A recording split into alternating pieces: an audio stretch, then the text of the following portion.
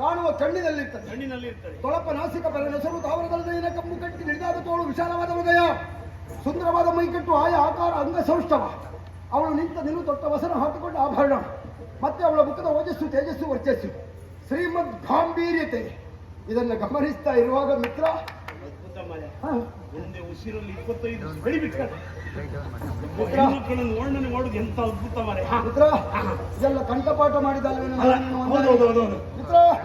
ಆದ್ರೆ ಅವಳು ಬರುತ್ತಿರುವಂತಹ ಸೊಬಗನ್ನು ಕಂಡಾಗ ಎಂತವರ ಮೈಮನವು ಅವಳತ್ತ ಆಕರ್ಷಿಸುವಾಗ ಆಕರ್ಷಣೀಯವಾದಂತಹ ಸೌಂದರ್ಯವನ್ನು ಹೊಂದಿದ್ದಾರೆ. ಅಲ್ಲ ಒಂದು ದಿವಸ ಕರ್ಕೊಂಡು ಬರ್ಲಿಲ್ಲ ಮಿತ್ರ. ನೋಡ ಅವಳ ಕೈಯಲ್ಲಿ ಮುದ್ದಾದ ಒಂದು ಮಗುವನ್ನ ಹಿಡ್ಕೊಂಡಿದ್ದಾಳೆ.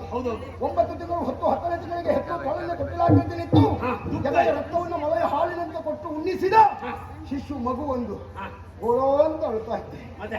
ಮೊಲೆ ಹಾಲನ್ನು ಉಣ್ಣಿಸ್ತಾ ಇದ್ದಾಳೆ. ಆದರೂ ಒಂದಿಷ್ಟು ಮುಖದ ಸೌಂದರ್ಯ ಕೆಡಲಿಲ್ಲ.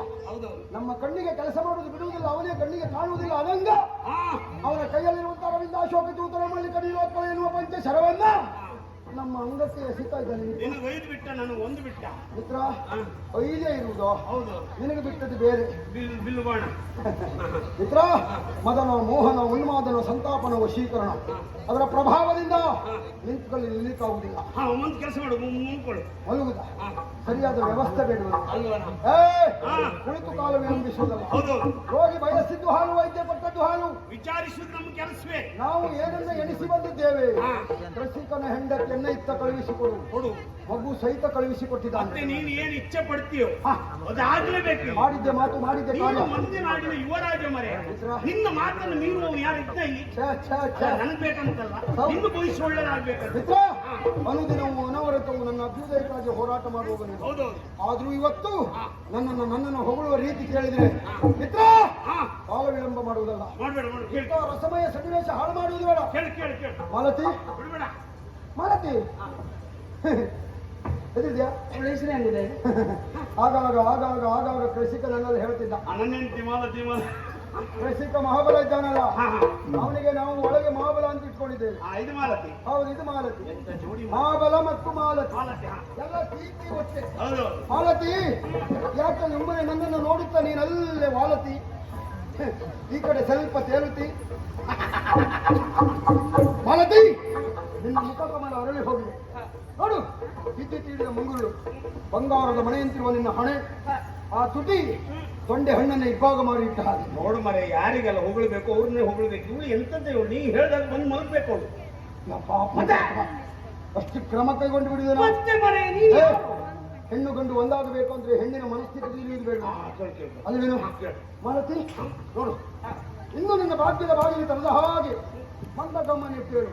ನಿನ್ನ ಆನಂದದ ದಿವಸವಿದು, ನನ್ನ ಭಾಗ್ಯದ ಭಾಗ್ಯೋದಯ, ನಿನ್ನ ಬದುಕಿನ ಸೂರ್ಯೋದಯ. ಮರವೆಯಾಗಿದ್ದ ನಿನ್ನ ಕೊರಳಿನಲ್ಲಿ ನೋಡು, ಬಂಗಾರದ ಮಾಂಗಲ್ಯ ನಾನು ಕೊಡಿಸ್ತೇನೆ. ನೋಡು, ಈ ಕಡೆ ನೋಡು, ಬಿಸಿ ರಕ್ತ, ಬಿಸಿ ಮೈಯ ಉಪ್ಪುಗೆ ಯೌವನವಂತ ಹುಡುಗ. ನೋಡು, ನಿಂತು ದಡಿಬೇಡ. ಕಾಮದ ತೀಟೆ, ಕಾಮದ ಕೈ, ನನ್ನ ಮೈಮನಗಳೆಲ್ಲವೂ ಹೋದ ಕಬ್ಬಿಣದ ಸರಳಿನಂತಾಗಿದೆ. ನಿನ್ನ ನೀಳವಾದ ತೋಳಿನಿಂದ ನನ್ನನ್ನು ಒಮ್ಮೆ ಬಿಗಿದಪ್ಪಿ ನಿನಗೆ ಬೇಕಾದ ಸುಖ ಕೊಡುವುದಕ್ಕೆ ಸಿದ್ಧನಾಗಿದ್ದೇನೆ. ಜೊತೆಯಲ್ಲಿ ನಿನ್ನ ಕೈಯಲ್ಲಿ ಹಿಡಿದುಕೊಂಡಂತಹ ಹಸುಗೂಸು ಸುಖ ನೀಡು. ಚರಣವನ್ನು ಪಿಡಿಯುವೆನು ಕಾಡಲಿ ಜನಪತಿ,